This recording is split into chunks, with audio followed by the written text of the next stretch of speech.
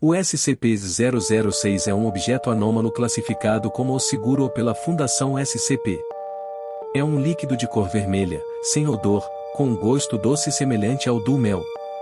O líquido é armazenado em uma garrafa de vidro selada com uma rolha de cortiça e é mantido na ala de armazenamento de objetos seguros da Fundação SCP.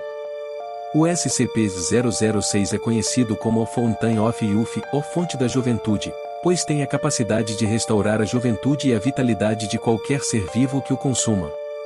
No entanto, o SCP-006 só pode ser usado uma vez em cada indivíduo, e não pode ser usado novamente para restaurar a juventude após o seu efeito ter desaparecido.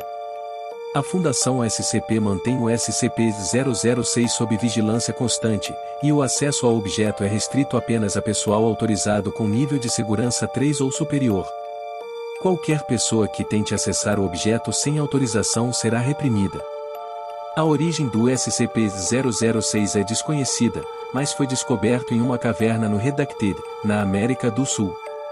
A Fundação SCP foi alertada sobre a existência do objeto por um grupo de exploradores que encontraram a garrafa selada em um altar de pedra dentro da caverna. Desde sua descoberta, o SCP-006 tem sido usado em várias experiências controladas para testar seus efeitos em seres vivos. Os resultados indicam que o objeto é capaz de restaurar a juventude e a vitalidade de qualquer ser vivo, independentemente de sua idade ou condição física anterior.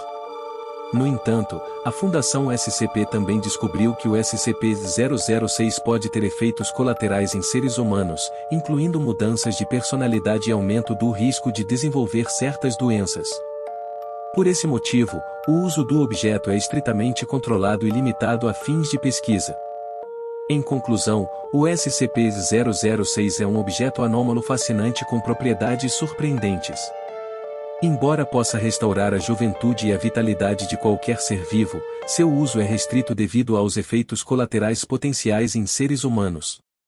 A Fundação SCP continua a estudar o objeto em busca de mais informações sobre sua origem e propriedades.